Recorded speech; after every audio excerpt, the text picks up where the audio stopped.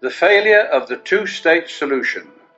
There is no scriptural basis for a Palestinian state in the midst of the land. Hello, this is Paul Billington speaking this week from Jerusalem, where a conference has been held entitled Realizing the Zionist Vision, Sovereignty with Responsibility, Apply Israeli Law to Judea and Samaria.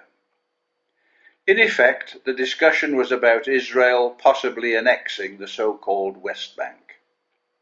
This is the topic of discussion in the Israeli media at the present time, and it was given somewhat of a boost following the Trump meeting with Israeli Prime Minister Benjamin Netanyahu, and upon arrival in Israel a week ago, we were greeted by a headline in the Jerusalem Post newspaper, February the 8th, which read, "Will 2017 be the year we annex the West Bank?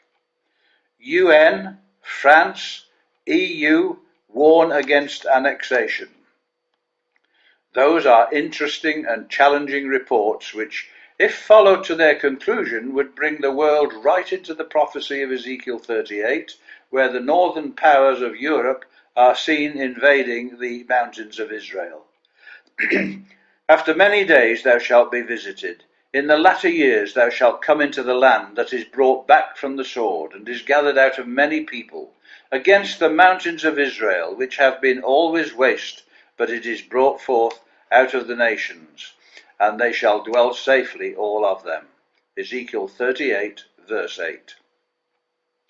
It is interesting, as well as important, to note the fact that in the whole prophecy, that's chapters 38 and 39, there is no hint or mention of a Palestinian state.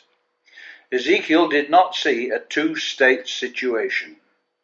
The focus is upon a prosperous people that are gathered out of the nations, which have gotten cattle and goods, that dwell in the midst of navel of the land. Ezekiel 38, verse 12.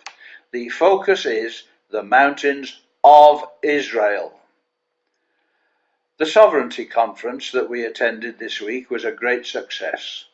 The room was packed to overflowing. An announcement was made that everyone will get a seat, 100 more chairs are going out. There was an air of excitement and expectancy.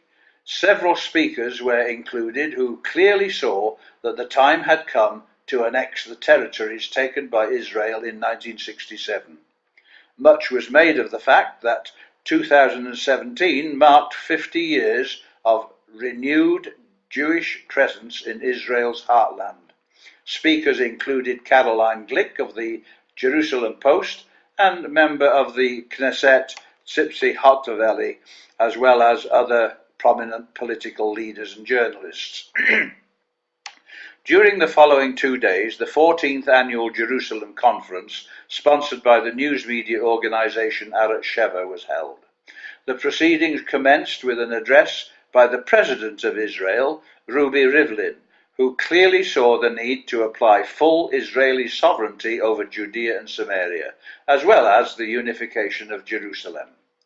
The Mayor of Jerusalem, Ner Berkat, also followed the same approach, along with several other speakers. But it has to be said that some speakers, including Herzog of the opposition, took a different approach, one that favoured appeasing the Arabs, or Palestinians, and the left-wing Israeli politicians.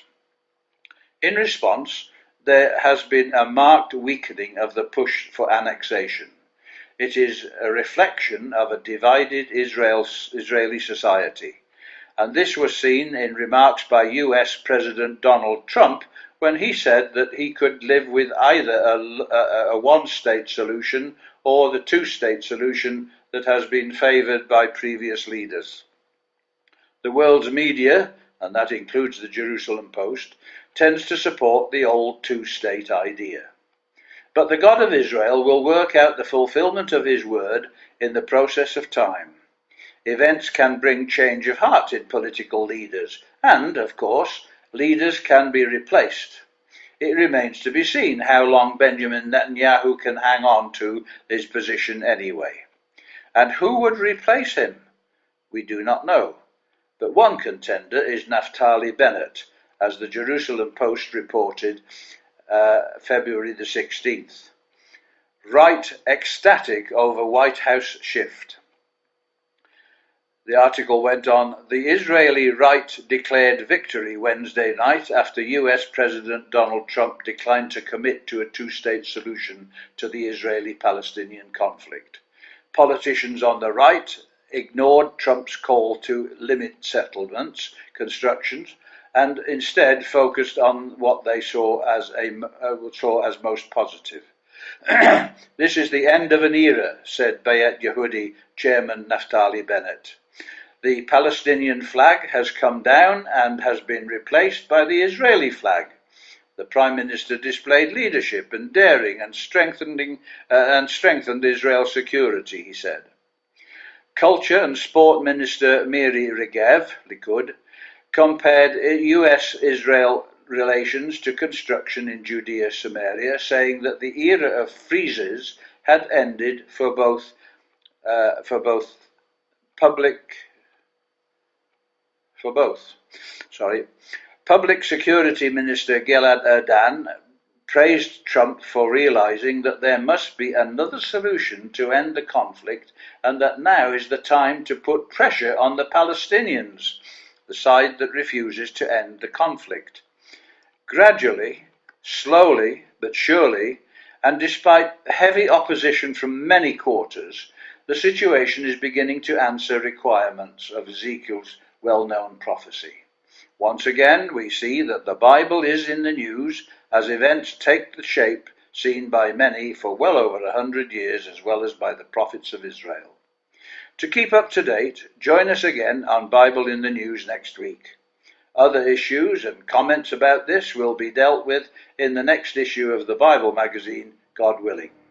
Thank you.